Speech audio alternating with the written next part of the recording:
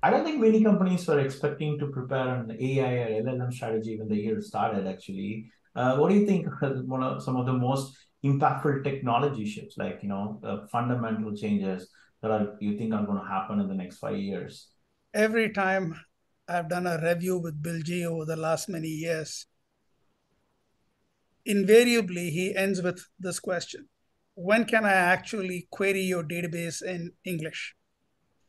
And until now, I always said, that's a great question, Bill, which is what you say when you don't have a great answer.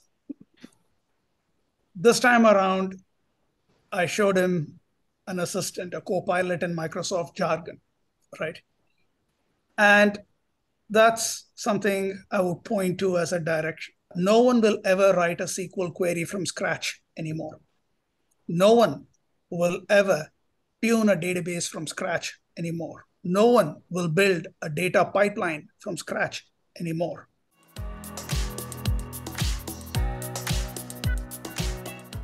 Bringing all forms of data to a single platform with universal access, federated, that's been like a dream of yours. Is this going to happen this time? What do you think? Probably a couple changes that are important from the first data lakes with Hadoop and where we are today. One of them is certainly the formats themselves have greatly improved in terms of their level of optimization.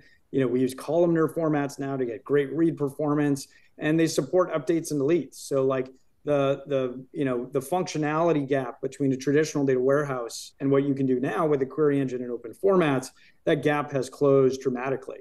The other thing is the engines themselves, like Trino, have matured significantly. I mean, it's been almost a decade now since Trino was first created. These are really like battle-tested engines now at this point that have all the bells and whistles, cost-based query optimizers, and all of that just takes time. I think like in the early days of Hadoop, we probably oversold the capabilities of those early Hadoop engines back then. And the reality is like building a database is hard, and it takes years to build all those pieces. And a query engine is like all the hard parts of a database. But a lot of work has gone into these things where you can credibly run an alternative data warehouse with performance that's nearly identical without the lock-in, without the cost and expense.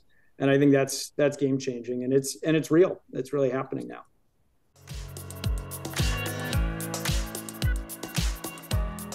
We touched upon this thing about the right query engine for the right workload.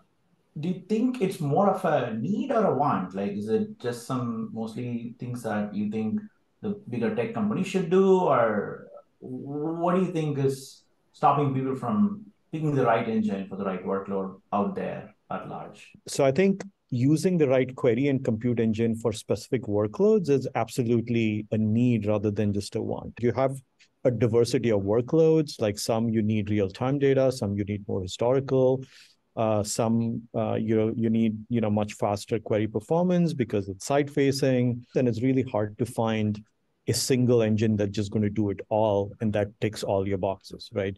Now, of course, like there is a cost to it, right? Every time you get a new engine into your ecosystem, you have the complexity of integration, you have the complexity of learning curve for your engineers. If it's a proprietary system, then you have the potential risk of a vendor lock-in. To me, one of the biggest blockers in kind of enabling that is really the data consistency and compatibility problem, right? So if you typically a lot of these query engines are coming with their sort of data formats and expectations kind of locked in. And therefore, you have the situation where, one engine can't read the data that is maybe created by another, or they are duplicating, and therefore you get different answers sometimes based on which engine you go to. And that's probably the reason why people are not able to pick and choose the right compute and the query engines for their workloads. And that's why I think, hugely appreciative of projects like Apache Hudi, obviously, right? So I think disconnecting those data layers from the compute and query layers, I think is the most critical factor in enabling that innovation.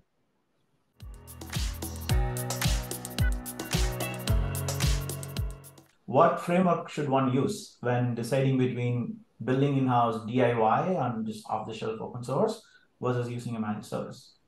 Yeah. I mean, I think the world has changed a lot. At LinkedIn, it was definitely a set of in-house things and, things from open source we would bring in when I was there. And that was kind of the best, that was the best option available. But, something that's fully operated for you and has a ton of functionality, is heavily optimized, is fantastic. And I think it's very appealing. It doesn't mean there's no point to the open source, both because people love an open standard and because it gives you kind of a good exit to do it yourself if, the vendor isn't doing a good job. But I think the set of companies that are now addressed by managed services is just much higher. And that bar to kind of build a team out internally and really produce like a quality user experience for the internal users, that just kind of goes up every year. I think the skill set in this area has changed. If the data engineer or large scale database person of the past was mostly about how do I take an open source product and run it, or how do I build something from scratch. Now I think the buy component of that is actually quite important, of just like, hey, how do I evaluate different existing services, pick something I'm going to be comfortable running off of for many years, make sure I get a cost-effective deal out of that, and how do I trade that off against kind of doing it myself. So I don't think there's a hard and fast rule of always build or always buy, but I think the buy is becoming a much bigger part of things, and I think it's because of the cloud.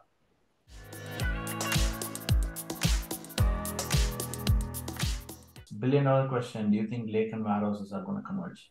I mean, I think warehouses and lakes have already converged in meaningful and interesting ways, right? I think it's standard, today to look across, the cloud offerings, and see, at least analytics offerings in particular, right? And to see an architecture that supports a serverless consumption model, an architecture that cleanly separates compute storage, maybe more components, right? Such as catalog and so forth. With open source engines and open formats being used meaningfully across these ecosystems, right? And this really isn't by accident, right? If you look at how data warehousing and data lakes have evolved over the past, say, 10 plus years, there are several commonalities, like large data sizes, need for scale, so on and so forth, right, from the beginning. I think data lakes brought about, new interesting workload types. But if you look at kind of where customers want to go, they want these things to converge in meaningful ways, but still having, the freedom to kind of plug and play and choose at each layer of the stack, right?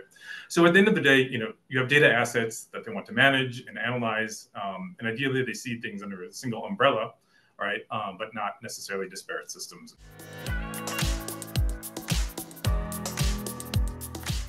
So Uber is a very unique data company. It requires real-time data, but massive scale. And you do critical things like matching supply demand, right?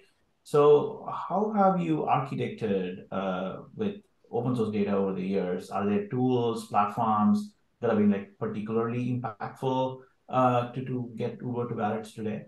The reason why we are able to succeed and scale is because of open source. If we had decided, hey, we're going to do everything ourselves, I don't think this company would have existed, honestly. The real-time needs is actually very real, where operations on the ground need to actually be able to see what trips are happening and how a driver's positioning and stuff. So then we have to make these payments to the drivers. There's millions of drivers on time, right?